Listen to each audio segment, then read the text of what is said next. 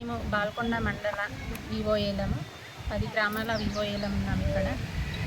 మాకు ప్రభుత్వం వచ్చి 2.5 సంవత్సరాలు అవుతున్నా మాకు సీతక్క గారు ఇచ్చిన హామీ ఇంకా నెరవేరలేదు. ఆమె ప్రభుత్వం రాకముందు ఆమె ఇచ్చింది వివోఏలకు 26,000 సాలరీ ఇవ్వాలని. ఆమె మాటని చెప్పడం జరిగింది. అసెంబ్లీలో సెల్ఫ్ ఉద్యోగులుగా గుర్తించాలి, మాకు హెచ్ఆర్ పాలసీ కూడా లేదు, హెచ్ఆర్ పాలసీ, ఆరోగ్య బీమా ఇవన్నీ కల్పించాలని మేము నిరవధిక సమ్మె చేస్తున్నాము. ఇవన్నీ నెరవేరే వరకు ఈ సమ్మె కొనసాగిస్తామని తెలుపుతున్నాము.